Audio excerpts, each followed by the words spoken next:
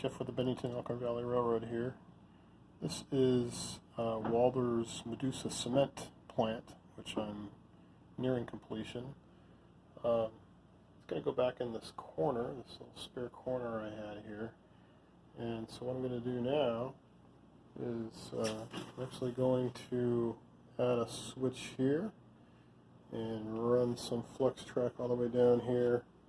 Probably put this switch right here. So I got a nice run into the cement plant, and then run some flux track all the way around here down to where you see that turnout farther down. So it'll be a nice long stretch of siding here for aggregate, cement, whatever cars. So that's what I'm going to do right now. Then we'll have another little industry on the layout. So here's where the first turnout will go. As you can see, back in my early days, I used like a way more construction adhesive than I had to. So the first project will be to cut out a section and pull this out of here without doing too much damage to the roadbed. Then insert this guy in its place.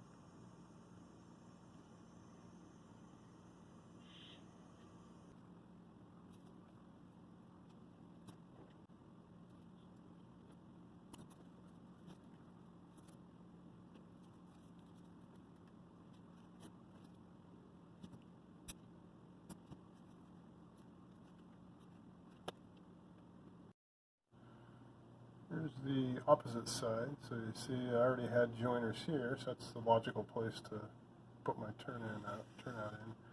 And I made a couple cuts here. Sometimes you just need to go get the right tool. This is where I wish my layout was in the garage where all my stuff is, or I need to get two copies of everything.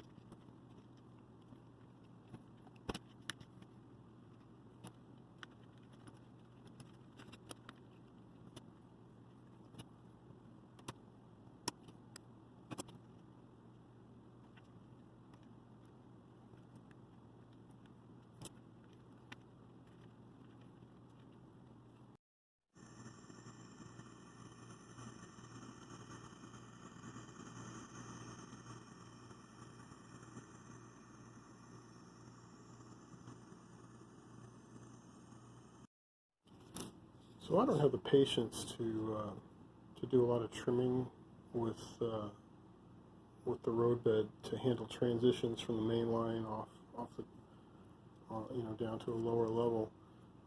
Sanding whatnot, I've tried that before. I just looking around me, I just happened to realize that cardboard box material works really nicely because you can literally crush it to get the height you want. You can also take a piece of this, it's like a double ply, and you can just very easily pull them apart. And you got two of them there. And so yeah, like I say, you can literally just, crush them to the desired effect to get the transition that you're looking for. And that's exactly what I've done over here. So I've got a little piece of road bed, but ultimately what I do is I just use my cardboard, which I'll use construction adhesive to attach to the foam board, and that allows me my transition down from the main line. So yeah, I know, I'm not a perfectionist, but it worked for me. Another little tip I would give that I've learned through experience working with Flux Track is ideally, unless you're going to solder them to begin with, which a lot of people do. I don't. I'm too lazy to do that, I guess. But if you're not going to solder them, and anytime you're going to do a joint on two pieces of Flux Track, what my experience tells me is do it on a straight section if possible.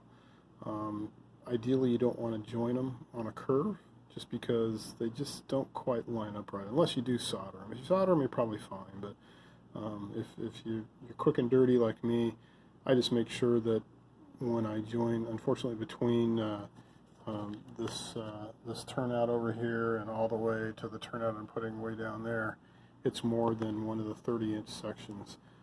That's obviously the best case scenario, is that you can make a joint with a single piece of Flux Track. But if you can't, try to do it on a straight section.